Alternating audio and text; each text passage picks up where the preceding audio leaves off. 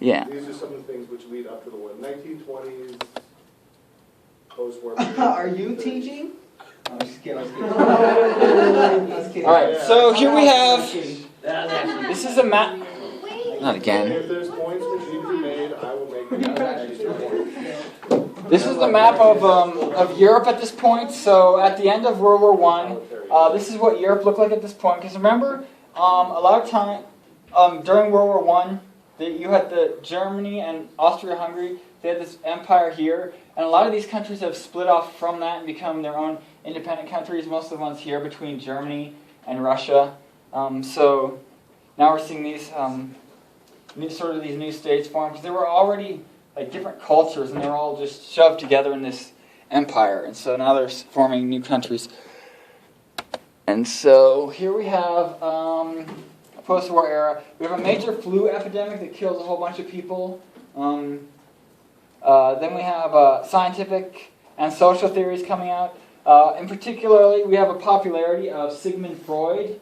He's a psychologist. He's kind of considered the father of psychology, and so a lot of his theories were popular. Okay, the Spanish flu killed more people than World War I did in Yeah. 1919. So the war finally got over, and then suddenly everyone got sick and died. You can bring points. All right, everybody got this, or do I need to spend more time here? All right.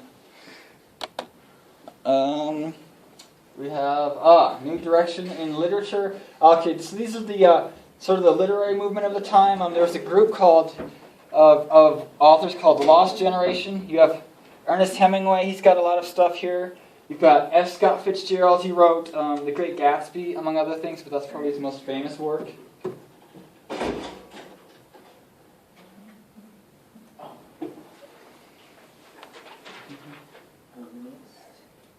And they wrote about sort of like the stuff of their day. Like, for instance, with The Great Gatsby, you can sort of see this era, at least his view of this era, at least of how the rich people were at that time.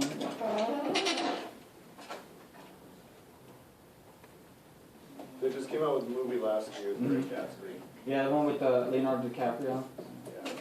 It'll work. All right, everyone got this? No?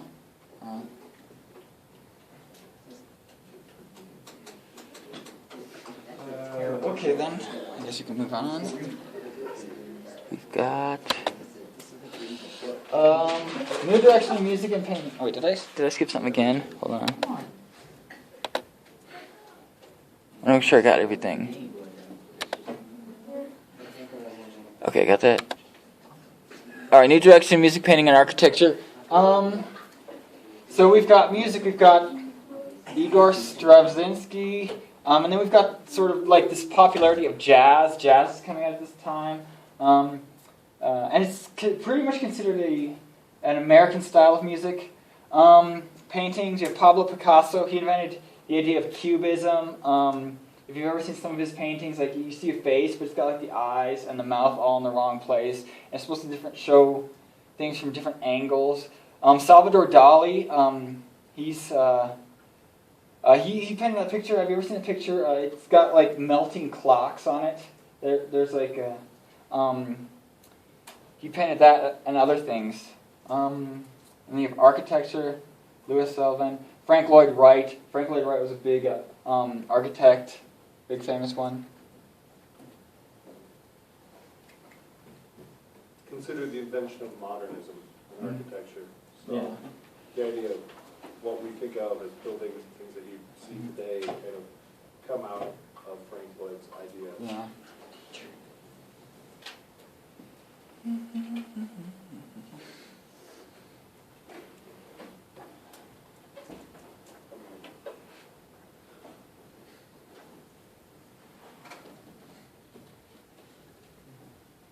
And if you're super rich, you can own one of his houses today. Yeah. For like millions of dollars. Isn't this like the 20s? It's like a 100-year-old house. Yeah. I But mean, they you might don't own look like a it. 100-year-old house because he invented the modern look of structures. Oh, you missed. So they look like, he continued making houses up to like 1960s. All right, everyone got this? All right. That was a cheap shot, Trevor. All right, here is a painting from. Have you seen this painting before? Yeah. Seen the movie? Well, yeah. I think the movie was kind of based on the painting because I mean you have the face. It's like. And so this kind of gives you a feel for the era. So I mean this was a important painting. I mean it gives you sort of a feel for the era. And who painted? Oh, you know what? I forgot the author's name. Mr. Verity, do you remember the author? Or do you remember the artist who painted the screen? I didn't care, I got paid. But I don't know who his name I didn't care, I got paid. Now I do an audit, so I need to make sure. It's okay. Hey, Coach. We're just talking about basketball. Oh, yeah. Do you remember the author's name? yeah. Or the artist's name? I got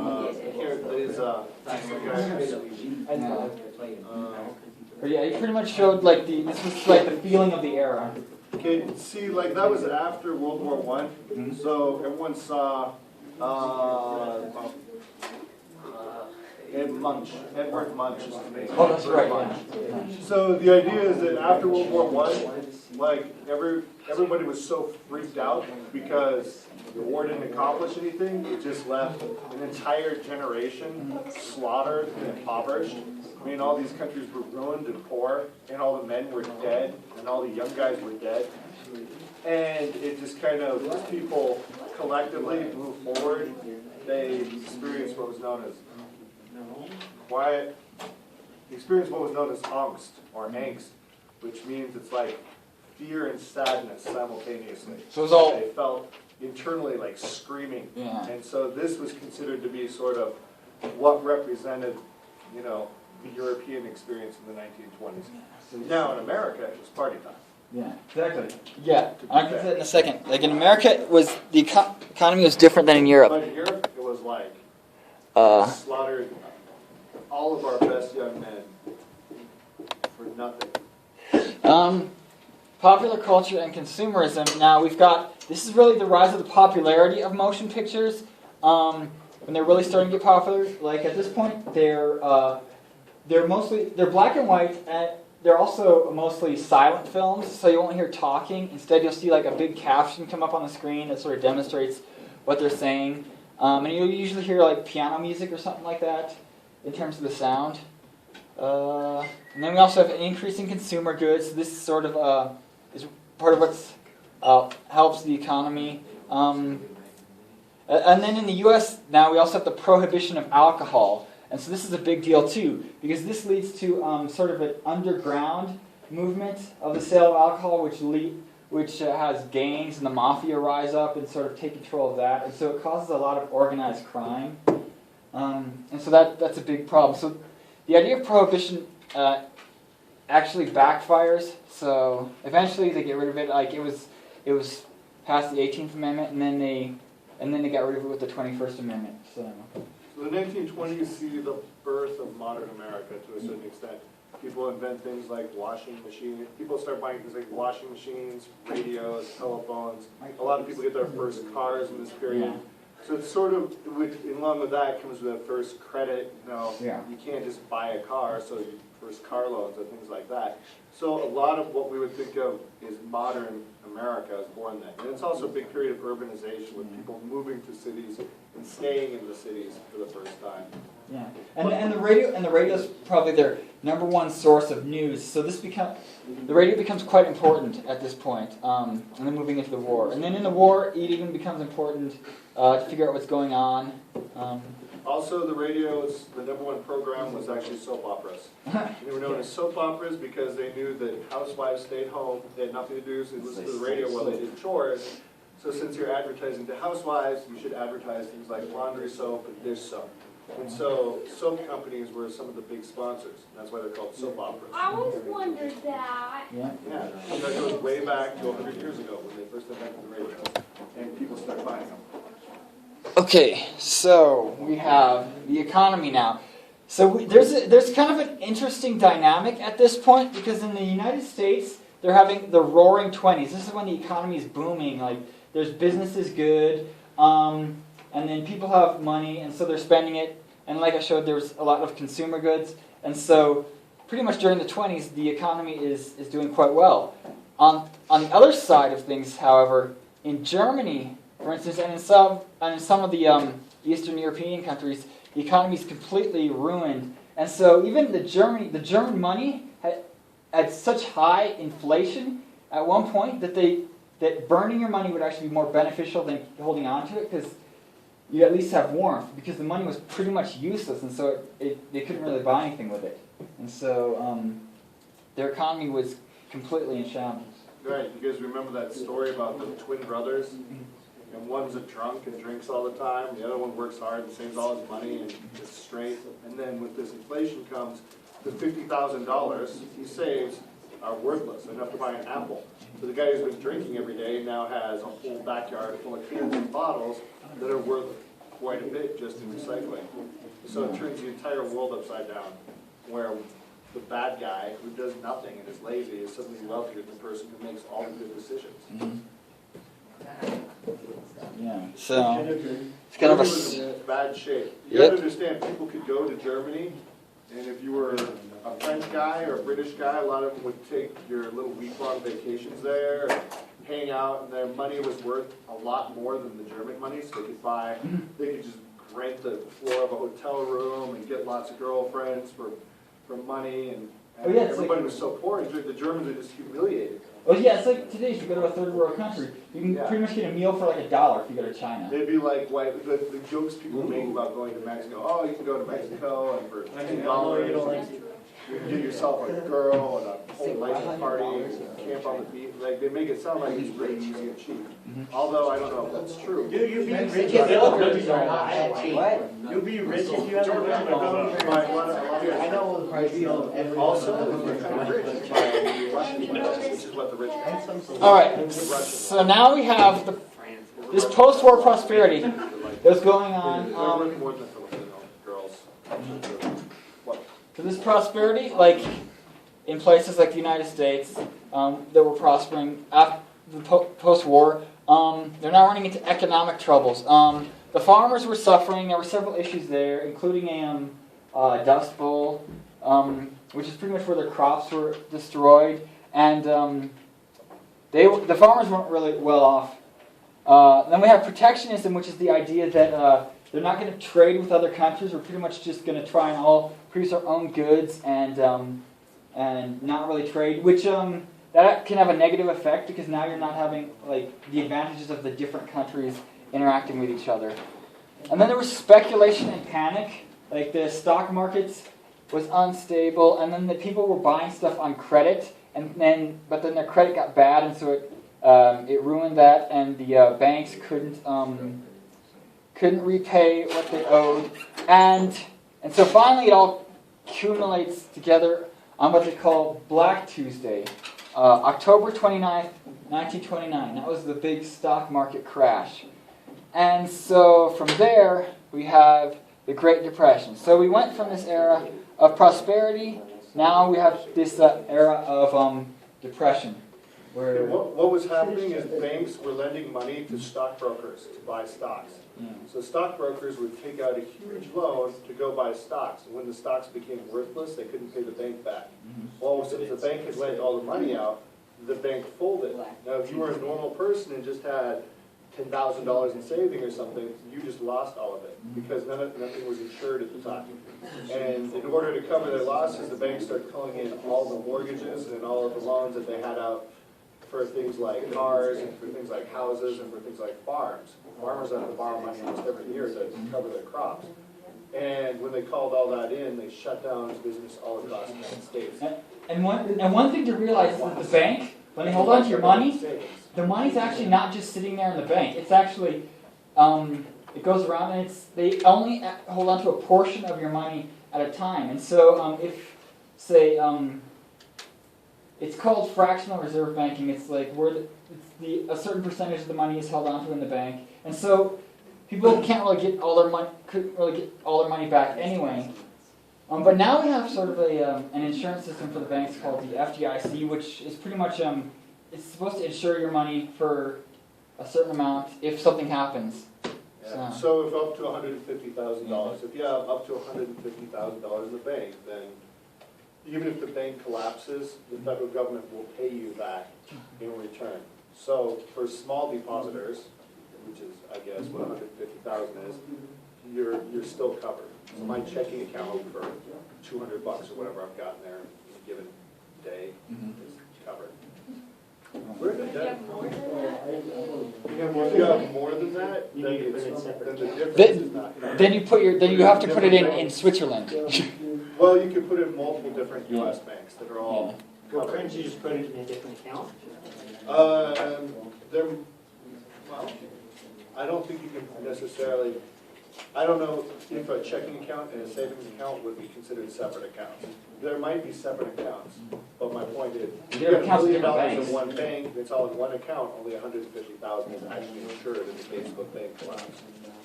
So, I mean, Your bank. well, You can do that, but you won't get any interest. yeah, once you have $1 billion in the bank, you're actually making a lot of interest. It's actually, Is it 0.03%? no, it's more than that, it might be, say, in some cases, for certain accounts, it might be, say, 4%. Now, 4% on $1 million is $40,000. You can make in 1 year just by letting your money sit in the bank. That's actually a rather healthy profit, considering, That's how much more we and that's true, and that's why a lot of millionaires are doing it. All right, so we have this crash occurred. That occurred under Herbert Hoover, and so then we have FDR is elected, and so his plan to fix the economy is called the New Deal. And pretty much what it does is it adds a whole bunch of government programs and agencies to try and deal with the economy. It tries to regulate certain things, try to stimulate certain things. And this is also the time where we get the Social Security Act. That's another attempt to try and alleviate some of the problems. Yeah, the 1930s was such a terrible depression. I mean, 25% of the population was out of work. People were starving in the streets. The Social Security was set up because old people were actually being abandoned by their families. People were just taking up and leaving Oklahoma and leaving grandma behind. And she was just literally, well, no, we're I going to can't talk leave my for her, crazy buddy. grandma, she's too So funny. anyway, so grandma was starving to death back in Oklahoma, Johnny needs to or be my kids crazy would end grandma. up starving, so that's why Social Security was invented. Nikki, can you please report to the office? That's my nickname. No, it's not. She's I gotta like- go to the office. Or other things I knew like you were real important. kids, disabled people were all just being left to starve. Like it was, the family situation fell apart so badly in the United States that there was actually fear that America could become a communist country. So once Russia became communist, then there's the idea that that was on the table. And so many Americans didn't have anything to lose that communism seemed like a real threat. Have you got this? Has everyone got this one? John, have you wrote it? Yeah. John's got it. Why are you judging John? You're planning on getting your notes from there. No, I just got. Okay, so now we've got You bad person. these political tensions after World War I. For the rest of the world, we've got France's post-war difficulties. They're having their own economic troubles. They're having some political unrest. Great Britain, they have labor troubles. And then now they're also having problems with Ireland, because Ireland's been fighting for their independence. And so we get the organization, or it's actually a terrorist group called the IRA. They sort of blow stuff up to try and fight against the British. Ireland, or at least half of Ireland, would eventually end up gaining their independence. And so that's why today we see North Ireland and then Ireland. So that's the problem Great Britain's dealing with. And then we have Eastern Europe. They have struggle for control because, like I showed on the map, there's a lot of these new, smaller countries now, and a lot of them are unstable, and they don't really have control of their economy or their governments. So there's all these different issues now that are going on in Europe.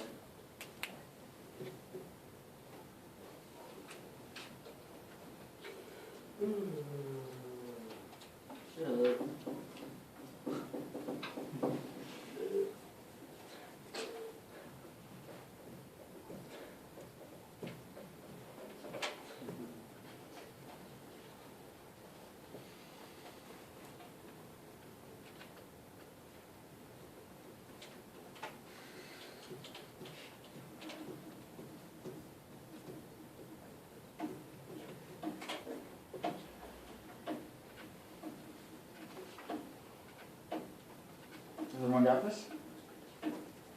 Okay then. Almost? Okay.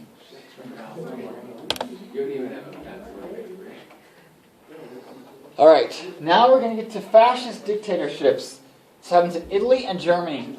So, the first country to get a legitimate true fascist dictatorship is Italy, and this is Benito Mussolini. And he comes into power in Italy and creates this fascist government there. And then we have Germany, we have the Weimar Republic, which is actually a democratic system. And then they hold elections, and then they end up electing Hitler. But then he ends up getting a bunch more power. And part of the reason was that they had a growing fear of communism, and Hitler had promised that he would oppose the communists. And so they thought, oh, that's great, we're going to fight. Like, let's fight these commies. And so they decided that Hitler was probably the best solution to that, at least because another thing was he was a very charismatic speaker, and so that probably had a great deal to do with it too, because he could speak very well, and so he was good at convincing people. And so the Nazis come into power, and then so that's how that starts. And also Hitler really did sort of turn around the economy in Germany, because remember how I was saying how terrible things were, but it pretty much recovered in a very short period of time during this period. But the problem was they didn't really have any real freedoms. So it was a very strict dictatorship, but their economy was improving. So. Okay, so Hitler, you just got to remember, people were so desperate in Germany, they actually elected Hitler. Mm-hmm. The Weimar Republic was a democracy. Germany became a democracy for about 10, 12 years after World War I. And in the end, people elected Hitler. But people were so desperate, they really thought communists would take over the country. So in the United States, the way we dealt with communism was actually to sort of liberalize our country and create social programs like we have today. In Germany, they decided on the fascist model. They elected Hitler, and he said, listen, here's what I'll do. I'll throw the communists in death camps. The first people into the death camps were communists. So just keep that in mind. He was elected as a strong man, a very conservative leader who said he was going to rebuild Germany, and he did. He rebuilt Germany so much that by 1936, Germany was, again, the #1 economy in Europe. They went from one of the worst economies to the best economy in just 4 years of Hitler. In 4 years, he transformed the country. They hosted the Olympics in Berlin in 1936. Yeah. And they were, people on average, enjoyed wealth. They got Volkswagens. It was the car of Germany. And they built autobahns, freeways. The folks' car. That's the people's car. So Germany actually was transformed. By the end, he annexed Austria and Czechoslovakia. So he made his country as big, almost bigger than it had been previously. If Hitler hadn't started World War II, he'd probably be viewed quite favorably. Yeah. Yeah, But he did start World War II. And that Yeah, is and on the Olympics point, because Germany did fairly well in the Olympics, but there was one in particular thing where a black American, actually had won in the running portion, and this made Hitler pretty upset. Jesse Owens won 4 gold medals. It could be Ray Sean. It couldn't be Ray Sean. He was way faster than Ray Sean. Yeah. All right. He Ray won 4 Sean's gold never medals moved in fast all in the his premier life. track Yeah. events. Yeah. And the United I've just States seen him run. essentially outperformed Germany, which was He's shocking pretty fast. because it showed that the diverse American culture could at least athletically be superior to the uniform German culture. And I remember part of Hitler's argument was that they were the superior race. So Yeah. Germans were the very best people in the world. yeah. And then suddenly Americans are outrunning them.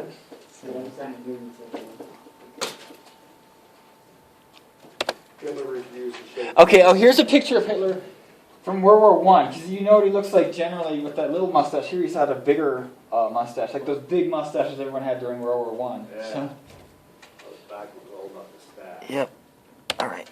Now we have the dictatorship in the Soviet Union. So remember how the rest of the world was sort of afraid of communism taking over? Well, there was sort of a good reason for that.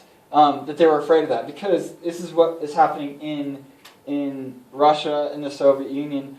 So we have Russia is under Lenin. Because remember, Russia's recently now shifted. It used to be under the czars and stuff, but then when they had the revolution, eventually we have the communists taking over. So we have Lenin starting off here.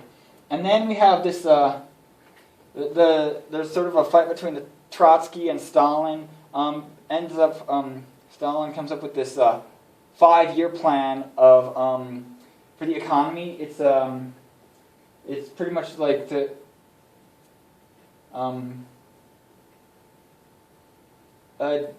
it's pretty much their plan for their economy. And then, but Stalin is a major dictator, and so there's mass starvations, especially in places like Ukraine. And so he actually starves off tens of millions of people die under Stalin. More people, in fact, than Hitler was responsible for. And so we have this foreign policy, which is essentially spreading communism. And see, this is where the fear of it around the world comes from, in the United States and Germany and other places, where they fear this communist will spread, because that's actually kind of Russia's goal, is to spread communism. So